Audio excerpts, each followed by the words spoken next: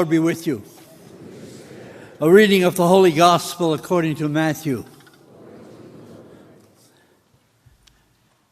When Jesus heard that John had been arrested, he withdrew to Galilee.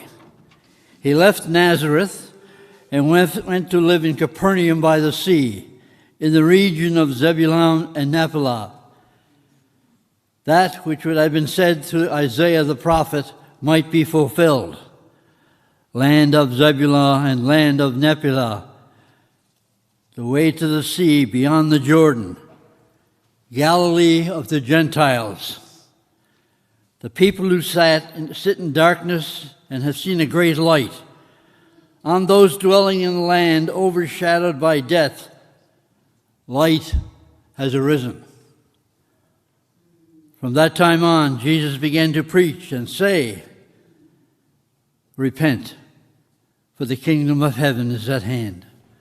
My brothers and sisters, the gospel of the Lord.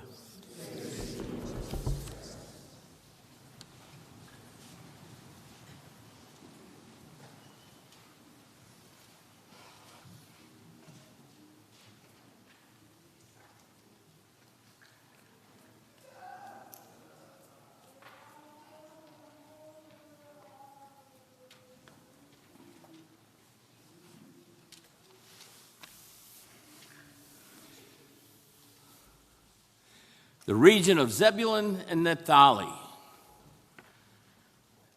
That's the region that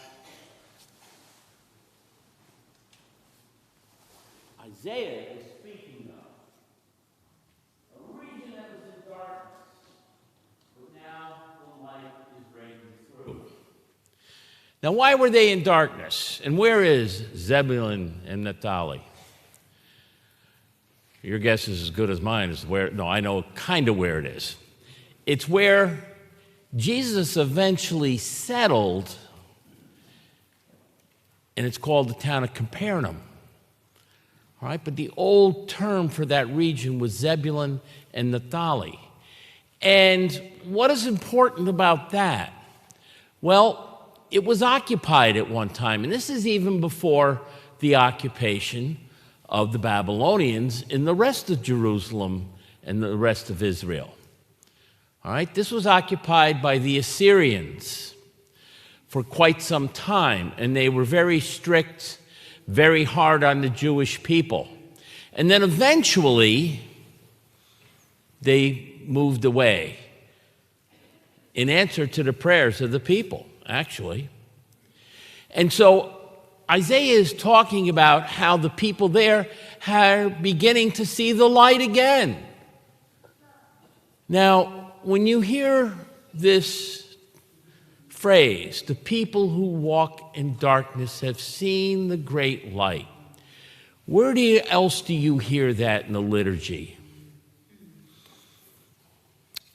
How about the Mass at night, midnight Mass, the first reading? Because that's basically the first reading that we hear on Christmas Eve. We hear it at the midnight Mass or in the evening. I don't think they used it here at 4 o'clock, although I used it down below at St. Mary's at 4 o'clock because I like the Christmas story. And I think that's important when you have a lot of children in the church. But anyway, the people who walked in darkness have seen the great light. Well, who is the great light now? Who takes up residence in Capernaum and branches his ministry out from there? Well, that's Jesus. Jesus is the light. And we sang that as we entered the church today. Christ be our light. Christ be our light. Christ is the light of the world. Things change when Christ comes into the world. The Easter Vigil, when the deacon carries that candle in and says, "The light of Christ." And we say, "Thanks be to God." Or Lumen Christi, Deo gratias, same thing, only in Latin. Sometimes you use that. But that candle right there, that brings the first light into the darkened church at Easter. So the light has a lot of connections here, doesn't it? Jesus coming into the world as the new light of the world on Christmas. Jesus taking up residence in Capernaum as the new light for the people there and a headquarters for his ministry to spread throughout all of Israel. Jesus coming in the first light of the candle, entering the church on the eve that we celebrate his resurrection from the dead at the Easter Vigil. All right? Christ is the light of the world. He is the light of our lives. He gives life to each and every one of us. And that's the good news. That's the good news of what? Paul, listen to what he had to say. I'm here to speak about the good news of Christ. I'm not here to settle your arguments. You people got to start working together. Because they were all splintered in Corinth at the time. And you had some people that were in this school or that school or the other. We're all Christians, and we should all be together. And we all follow that light of Christ. Christian unity, that's the key. And what unites us? Christ, that one single light. That's what unites us all.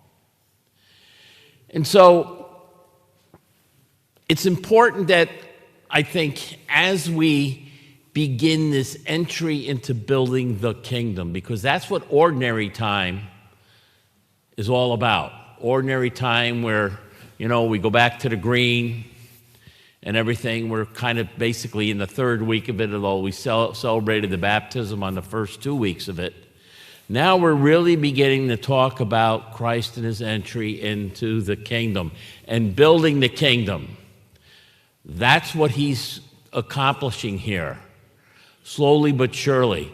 And that's the job given to us when we receive the light from that candle at our baptism.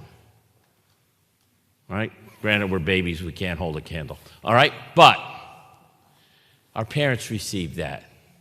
And we say, receive the light of Christ.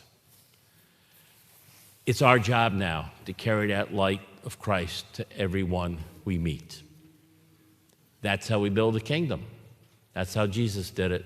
That's how St. Paul and the apostles did it. And that's what we're charged with too.